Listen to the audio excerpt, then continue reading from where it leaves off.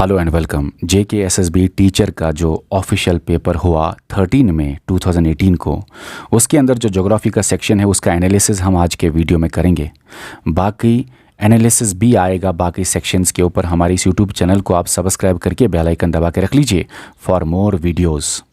मैं आपको ये बता दूं कि वैसे हम जनरल टीचर का कोर्स सितंबर के महीने के आसपास लॉन्च करने वाले थे, लेकिन बच्चों ने ह्यूज डिमांड की। उन्होंने बोला कि सर हम सितंबर तक वेट नहीं कर सकते, हमें आज ही से तैयारी स्टार्ट करनी है।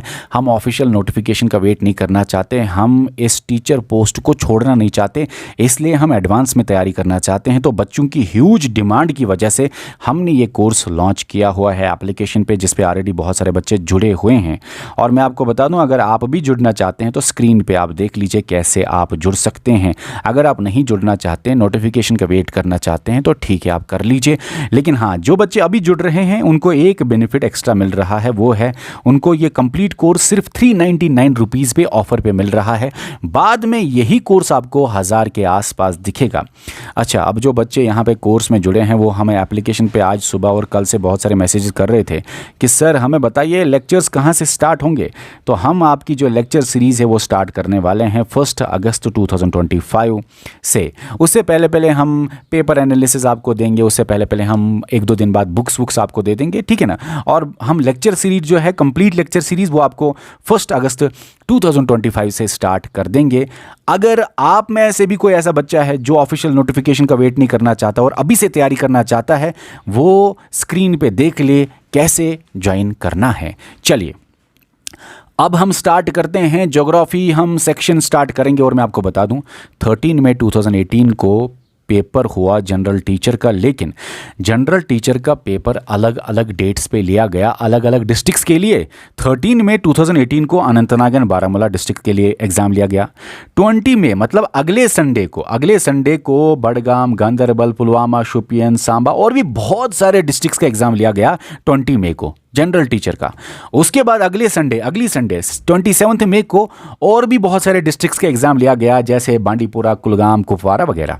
कहने का मतलब शॉर्ट में ये है, आपका जनरल टीचर का पेपर अलग अलग डेट्स पे हुआ, अलग अलग डिस्ट्रिक्ट्स के लिए। आपके सामने मैंने 3 डेट्स रखे, ये तीनों संडेज आते हैं और इन संडेज पे एग्जाम लिया JKSSB ने, जिसमें से 13 मई 2018 का जो पेपर है उसके अंदर जो ज्योग्राफी का सेक्शन है आज के वीडियो में हम देखेंगे। बाकी सेक्शंस का भी एनालिसिस आ जाएगा, ठीक है। सब्सक्राइब के साथ साथ बेल आइकन जरूर दबाना, क्योंकि नहीं तो वीडियो नहीं आएगा। सब्सक्राइब करना काफ़ी नहीं होता, बेल आइकन दबाएंगे तभी जाके नोटिफिकेशन आ जाएगी हमारी इस यूट्यूब चैनल पे जो भी अपलोड होगा। स्टार्ट करते हैं हम। पहला क्वेश्चन आपके स्क्रीन पे, Aravalli range passes through which of the following states in India.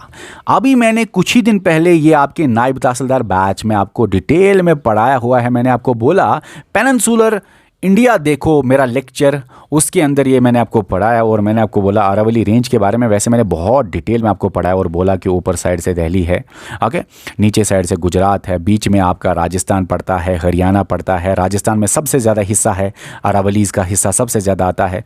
फिर मैंने आपको बोला और भी बहुत सारी डिटेल्स मैंने आपको दी। लेकिन अब आप मुझे इस क्वेश्चन का जवाब बताओ। अब तो आप बता सकते हैं, ये 4 में से गुजरात, राजस्थान, हरियाणा, दिल्ली, ये 4 में से हरियाणा आपके इस ऑप्शन में है, तो आपका सही आंसर हरियाणा होता है। वैसे मैंने अरावलीज़ बहुत डिटेल में पढ़ा है। यहाँ पे देखो ना, मैंने आपको बताया अरावलीज़ जो है वो आपके ऐसे साउथ में आपका वहाँ पे माउंट ओबू के ऊपर जो हाईएस्ट पीक है, गुरु शिखर पीक माउंट ओबू के ऊपर, वो है हाईएस्ट पीक ऑफ अरावली। ऊपर साइड से आपका दिल्ली में ऐसे जाता है, रसीना हिल्स है यहाँ पे, जहाँ पे राष्ट्रपति भवन है। ये तो मैंने 2 कंसेप्ट आपको बता दिए यहाँ पे स्क्रीन पे वीडियो में। अभी मैं आपको बता दूं, मैंने ऐसे 20 कंसेप्ट्स आपको दिए हैं अरावली के ऊपर, तो वो आपको भी आ जाएगा, आप टेंशन मत लीजिए। टीचर के बैच पे भी वो वीडियोस आ जाएंगे और नया मटेरियल भी आएगा, टेंशन आप मत लीजिए। आपके लेक्चर सीरीज स्टार्ट हो जाएगी तो आपको मजा आ जाएगा, ठीक है, ओके। उसके बाद आपके स्क्रीन पे दूसरा क्वेश्चन है, याद करो अभी मैंने कुछ दिन पहले, और मैंने ये दोनों क्वेश्चन एक ही वीडियो में पढ़ाए हैं। याद करो पेनिनसुलर प्लेट्यू का जो मैंने वीडियो अभी डाला कुछ दिन पहले नायब तहसीलदार बैच में एप्लीकेशन में, दोनों क्वेश्चंस मेरे एक ही वीडियो से निकलेंगे। मैंने आपको पढ़ाया था चंबल रिवर जो है वो कौन से प्लेट्यू में फ्लो करता है, तो मालवा प्लेट्यू बहुत आसान है इसका आंसर।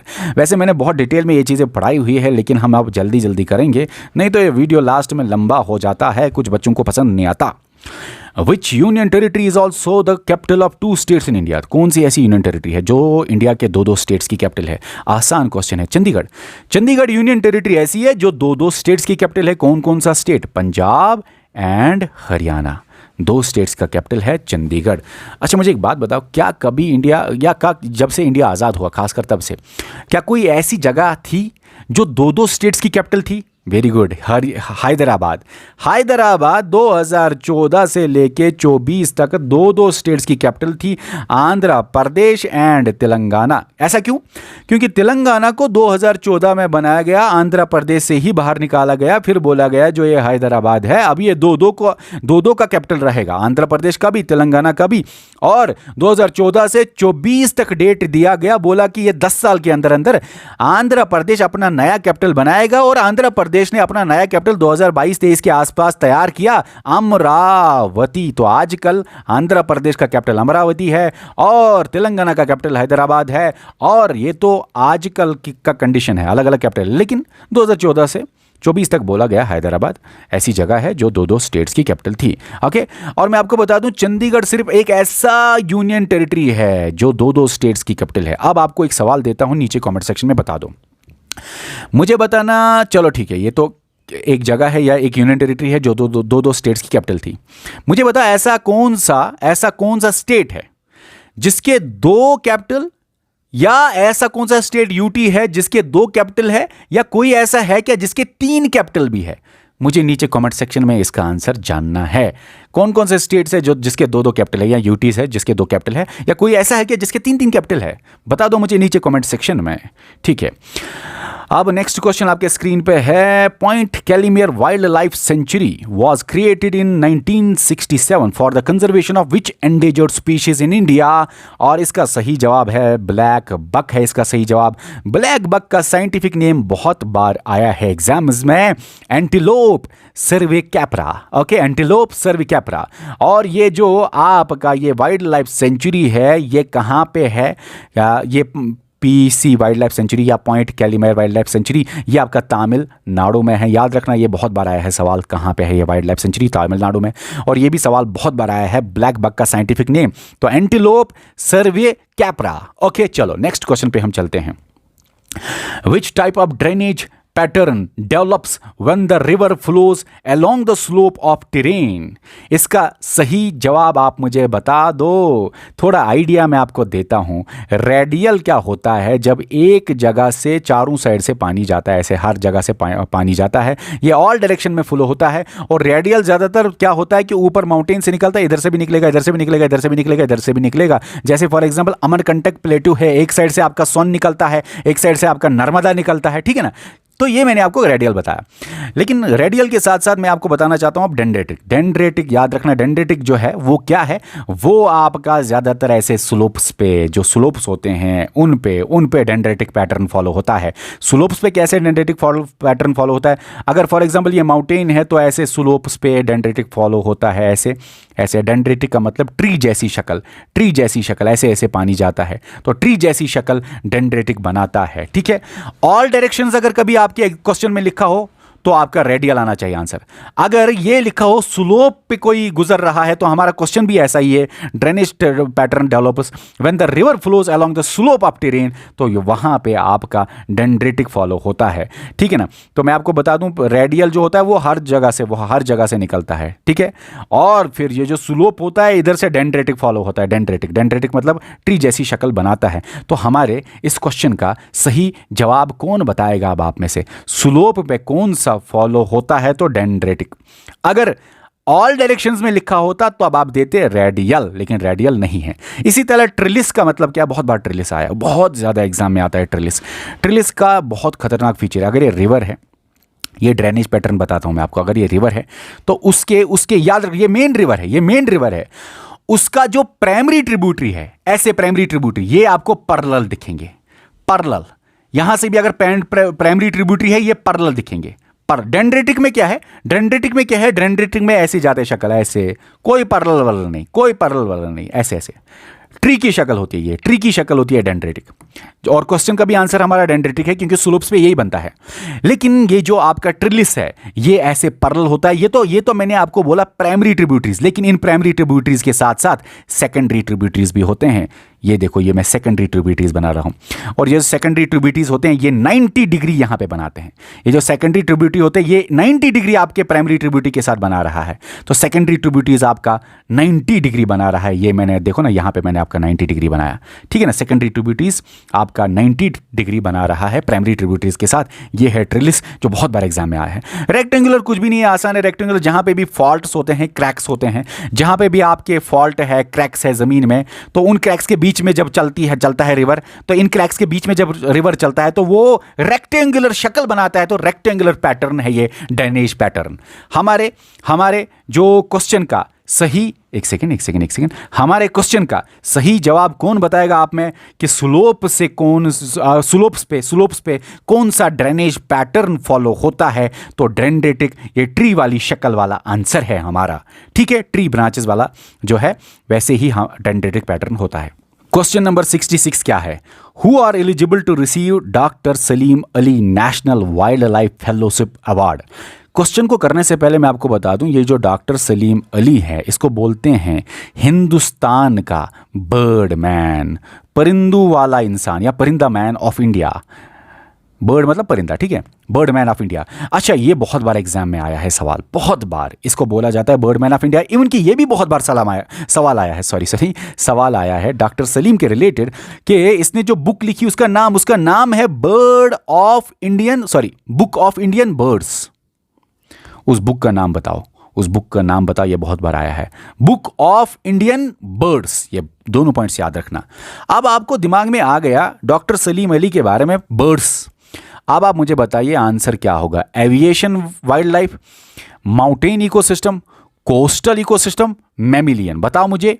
एविएशन नहीं, एवियन, माउंटेन, कोस्टल, मैमिलियन। तो दूर से आपका अंदाजा हो गया होगा बर्ड्स के बारे में है, तो यहां पे एवियन ही आएगा और यही सही जवाब है आपका।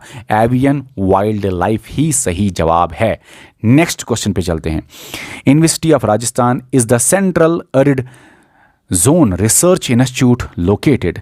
ये जो कजरी है ये लोकेटेड है, मैं आपको बता दूं, ये लोकेटेड है आपका जोधपुर में।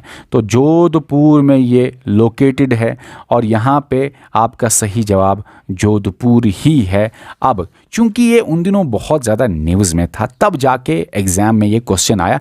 बहुत बार न्यूज़ में चीज़ें जो होती हैं वो ज़्यादातर एग्जामिनर के दिमाग में होती है और वही चीज़ें वो ज़्यादातर डालता है, ठीक है, ओके। और उनको वो स्टैटिक क्वेश्चन बना लेता है, याद रखना। उनको वो करंट अफेयर नहीं, उनको वो स्टैटिक क्वेश्चन बना लेता है। उसके साथ साथ यहां पे आपके स्क्रीन पे, अच्छा ये क्या करेगा ये मैं आपको बता दूं, ये काजरी क्या करेगा, ये रिसर्च करेगा एग्रीकल्चर में और इकोलॉजी में एरिड जोन्स में। एरिड मतलब जहां पे ड्राई जोन्स है, जहां पे डेजर्ट है, डेजर्ट्स में एग्रीकल्चर इकोलॉजी के ऊपर रिसर्च। अब यहाँ पे एक और सवाल है, कौन सी ऐसी स्टेट है इंडिया की जहाँ पे आपका अगस्थमालिया बायोस्फीयर रिजर्व ABR लोकेटेड है? और मैं आपको बता दूँ ABR कहाँ पे लोकेटेड है। अगर ये इंडिया है तो यहाँ पे वेस्टर्न घाट्स पे खासकर आपका ABR यहाँ पे मिलेगा, अगस्थमालिया बायोस्फीयर रिजर्व। और ये जो आपको यहाँ पे मिलेगा तो यहाँ से आपका केरला आता है, यहाँ से आपका तमिलनाडु आता है। तो बता दो अब मुझे कि ये कहाँ पे आपको मिलेगा। तो हमारा सही आंसर केरला एंड तमिलनाडु ही होगा, सी पार्ट, क्योंकि ये आपका दोनों स्टेट से बॉर्डर शेयर करता है। तो यहाँ पे आपका ये वेस्टर्न घाट के साउदर्न साइड में, वेस्टर्न घाट्स के साउदर्न साइड में मिलेगा और केरला तमिलनाडु या केरला तमिलनाडु पे मिलेगा आपको। तो दोनों है, यहाँ पे सी है आपका सही जवाब क्वेश्चन नंबर 68 का। बता दो मुझे, आप मुझे बता दो कौन सी ऐसी बॉडी है इंडिया में जो 2010 में बनाई गई जो कि एनवायरमेंटल डिस्प्यूट्स जो है वो हैंडल करेगा, वो रिजॉल्व करेगा। एनवायरमेंट के related disputes involving multi disciplinary issues. तो एनवायरमेंट के जितने भी इश्यूज है उनको ये हैंडल करेगा। असल में ये बनाया गया 2010 में, मैं आपको बता दूं ये बनाया गया असल में क्योंकि ये एनवायरमेंट के केसेस थे, बहुत सारे मल्टी डिसिप्लिनरी इश्यूज थे एनवायरमेंट के, मतलब बहुत सारे डिफरेंट एंगल्स के केसेस थे एनवायरनमेंट के जो कि हाई कोर्ट और सुप्रीम कोर्ट के अंदर पेंडिंग थे, तो वो बर्डन जो था high court and supreme court का, वो थोड़ा बर्डन कम करने के लिए बनाया गया। बताइए मुझे, उसका नाम है एनजीटी। तो सही जवाब क्या होगा बताइए मुझे, national green tribunal.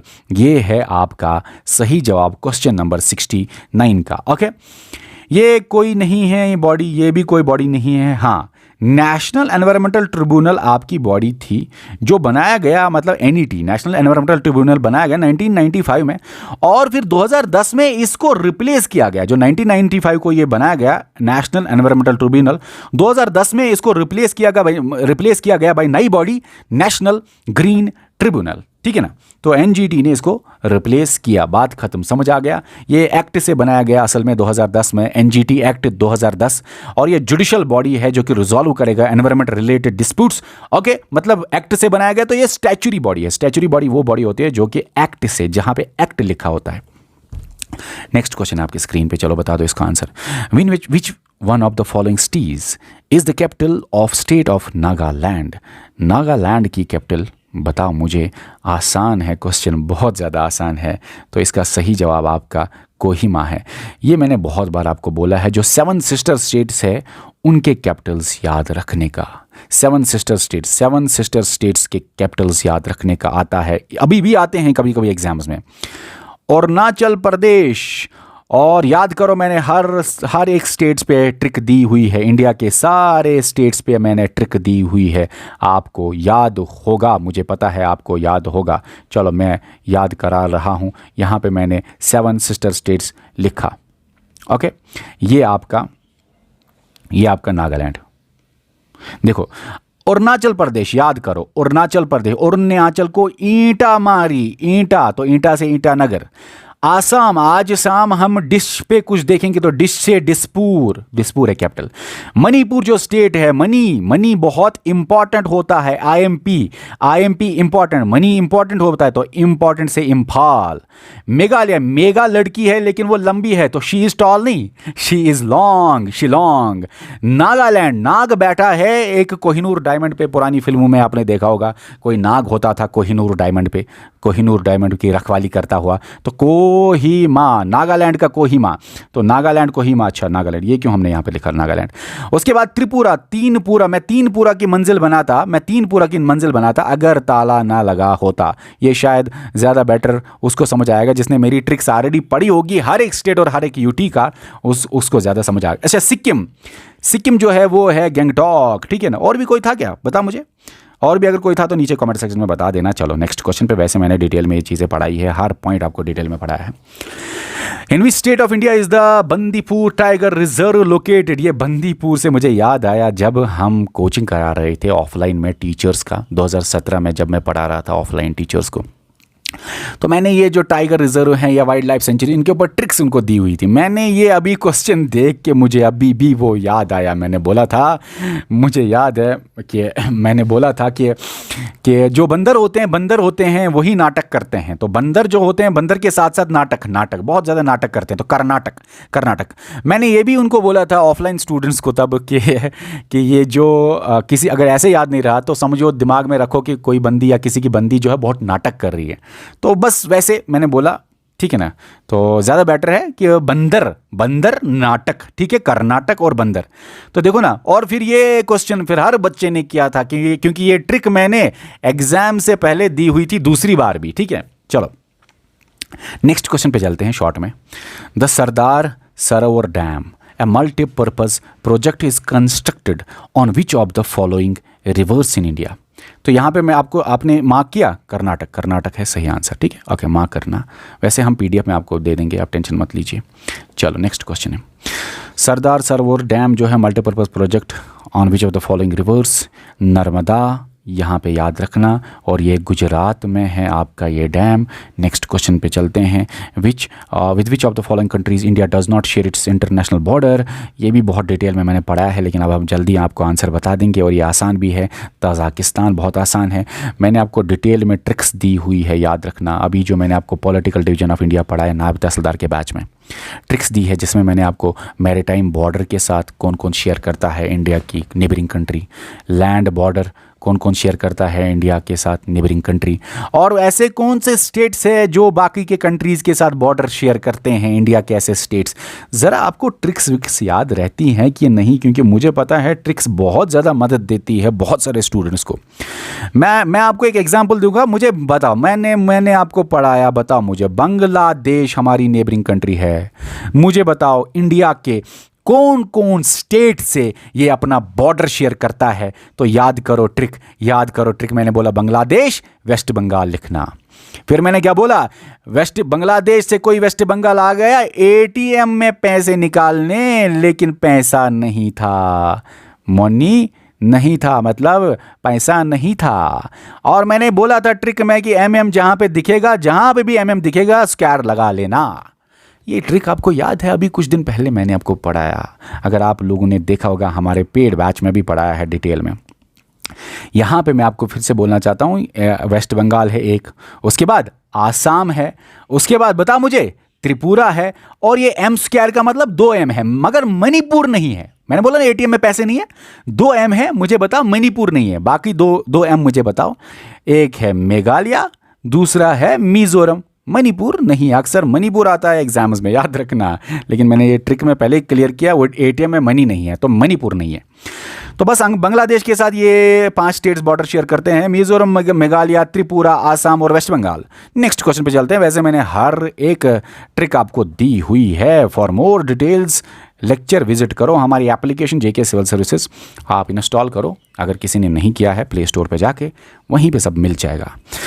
Which is the highest peak of the peninsular India, peninsular India का हाइस्ट पीक मैंने आपको बोला, और ये वेस्टर्न घाट्स पे है, याद करो यहाँ पे है, याद करो। और इसका सही जवाब है अनायमुडी।